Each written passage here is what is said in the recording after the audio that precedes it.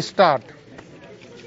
महोदय, प्रशासन का यह कर्तव्य हो जाता है कि वह सतर्क रहे और अधिकारी लोग अपने को निष्पक्ष रखें, किंतु जो जनता के अंदर एक गिरावट आती जा रही है वह भी एक देखने की बात है।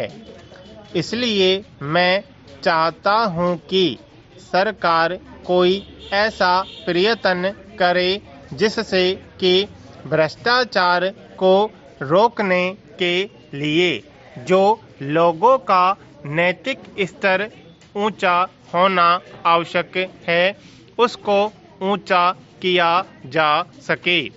उसके लिए जो भी वह कर सके करें। मुझे कहना तो बहुत कुछ था, लेकिन चूंकि मेरा समय समाप्त हो गया है, मैं अब और कुछ नहीं कहूँगा। महोदय, इसलिए मैं माननीय रक्षा मंत्री महोदय का ध्यान इतिहास की उस चेतावनी की ओर दिलाना चाहता हूँ कि हिमालय की चोटी पर जिसका अधिकार रहा है उसका गंगा और यमुना के मैदान पर भी अधिकार रहा है। हम इस आशा में नहीं रह सकते कि हम दुश्मन को हिमालय की चोटी से उतरने दें और फिर मैदान में उसका मुकाबला करें। मुझे याद है कि कुछ वर्ष पहले प्रधानमंत्री जी ने बड़ी दृढ़ता के साथ यह कहा था कि हम हिमालय को दहेज के रूप में नहीं देना चाहते और यह नहीं कहना चाहते कि साहब आप टहलते हुए यहाँ आ जाइए। हम नहीं चाहते कि वहाँ पर कोई मुकाबला ही न हो।